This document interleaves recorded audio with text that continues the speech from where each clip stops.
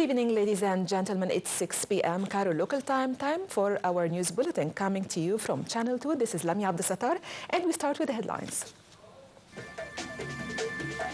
Heads of Arab councils and parliaments adopt a parliamentary document in support of the Palestinian people's struggle to defend their land.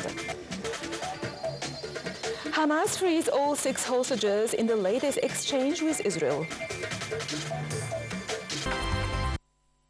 Details. Speaker of the Pan-Arab Parliament, Mohammed al-Yamahi, said the heads of Arab councils and parliaments adopted a parliamentary document to support the Palestinian people's struggle to defend their land and to reject controversial plans to displace them.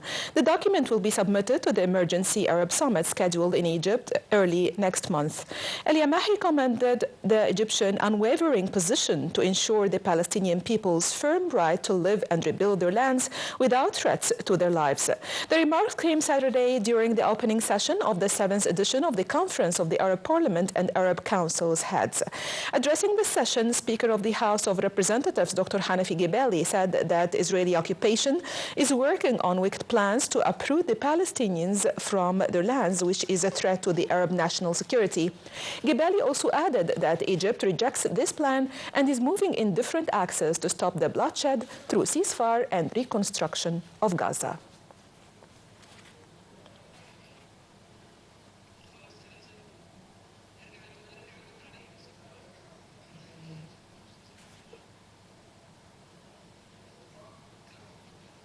The activities of the 7th Conference of the Arab Parliament and the presidents of Arab councils and parliaments kicked off on Saturday.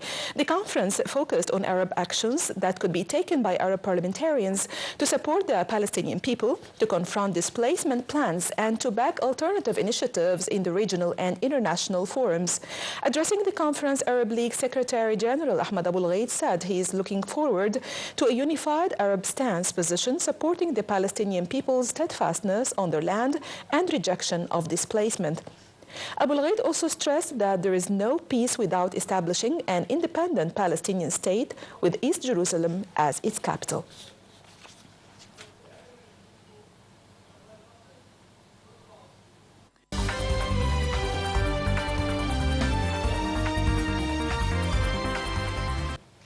Palestinian group Hamas freed 6 Israeli captives in the 7th exchange Saturday under the Gaza ceasefire that went into effect on January 19th.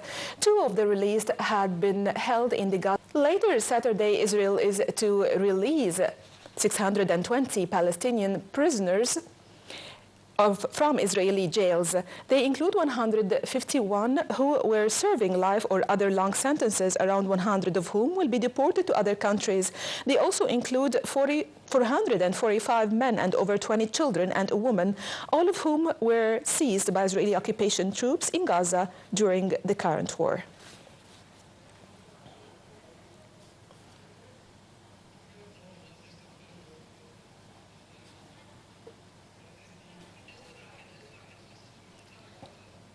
A third mass polio vaccination campaign began in Gaza on Saturday with the aim of delivering the first dose to nearly 600,000 children across the Palestinian territory by February 26. The campaign went on in Jabalia in northern Gaza despite the destruction it suffered due to the Israeli 15-month war that reduced many buildings to rubble.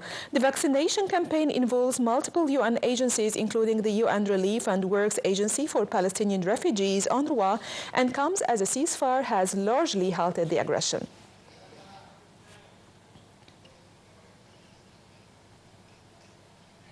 The Rafah land port between Egypt and the Gaza Strip receives a new group of wounded and Palestinian patients on Saturday who will be in the occupied West Bank. Israeli occupation forces continued their aggression on the northern Jenin city and its camp for the 33rd consecutive day, leaving 27 Palestinians killed and dozens of injuries. More than 30,000 families were displaced and their homes were destroyed. Also, Israeli campaigns of destruction continued for over 20 days in the nearby Tulkarm city and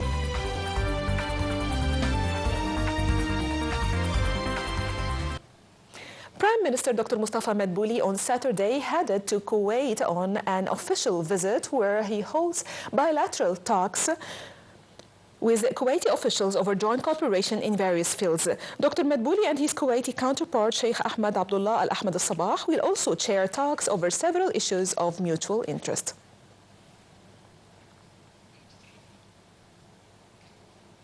Minister of Foreign Affairs, Immigration and Expatriates, Badr Abdelati, said, Cairo looks forward to holding the joint Egyptian-Chinese committee in implementation of the outcomes of the strategic dialogue round held in Beijing in December 2024. Over a phone call with Chinese Foreign Minister Wang Yi on Saturday, the foreign minister also reviewed developments in Sudan, Gaza and Syria. The top diplomat explained Egypt's efforts to uphold the ceasefire in Gaza and to ensure its full implementation, pointing out to an Egyptian plan for reconstructing Gaza without moving Palestinians out of their land. Abdelati stressed the importance of maintaining Sudan's sovereignty, unity and integrity of its territories and reaching a ceasefire in such a way that contributes to launching a political process. The two sides also asserted the need to launch a comprehensive political process in Syria. Somalia said its army has killed prominent leaders of the rebel Al-Shabaab group in the country's central. Poland's Foreign Minister Radoslaw Sikorski said after a meeting with U.S. Secretary of State Marco Rubio that he had the impression Washington wants to find a lasting peace in Ukraine. Rubio said he met Polish Foreign Minister in Washington and discussed fair and reciprocal market access and the need for NATO allies to increase defense investment without delay. They also discussed the Russia-Ukraine war and the need for all NATO allies to increase their defense investment without delay. U.S. President Donald Trump has been pushing for a deal to end the war in Ukraine and held separate calls with Russian President Vladimir Putin and Ukrainian President Volodymyr Zelensky last week.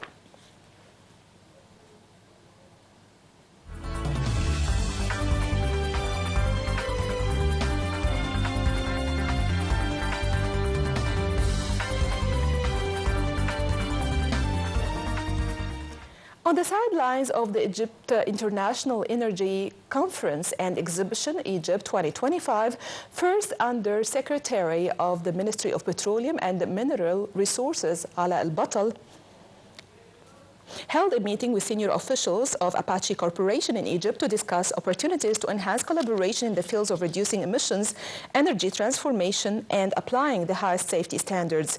During the meeting, Al-Batal hailed the extended partnership between the Ministry of Petroleum and Apache, which has been operating in the Egyptian petroleum sector for more than 30 years, noting that it's currently the largest petroleum producer in Egypt. In addition, Apache's efforts to reduce carbon emissions were emphasized through flare gas utilization projects and implementing programs to improve energy efficiency and reduce diesel fuel consumption in electricity generation, which contributes to enhancing environmental performance and raising the operational efficiency of production companies in the Egyptian petroleum sector. Stocks fell on Wall Street but edged higher in Europe amid uncertainty about U.S. President Donald Trump's rapid policy initiatives and Germany's upcoming elections. The benchmark S&P 500, Dow Jones Industrial Average and Nasdaq Composite Index fell. Europe's broad stock 600 climbed 0.52%, reversing 2 days of declines. MSCI's gauge of stocks across the globe fell 0.64%. The index is down 0.71% for the week. In Asia, MSCI's broadest index of Asia-Pacific shares outside Japan jumped 1.37% to its highest since November 8th and gained 1.5% for the week. Kurdish-led authorities in northeast Syria have begun providing oil from local fields they managed to the central government in Damascus. It was the first known delivery from Syria's oil-rich northeast to the newly government. Syrian Oil Ministry said on Saturday that the oil was from fields in the provinces of Hasaka and Deir Zur, but didn't provide further details, including the amount provided or other terms of the deal. Syria exported 380,000 barrels per day in 2010, a year before protests against Assad's rule spiraled into a nearly 14-year war that devastated the country's economy and infrastructure, including its oil. By this, ladies and gentlemen, we come to the end of our news bulletin. That was Lami Abdesattar. Thank you for watching.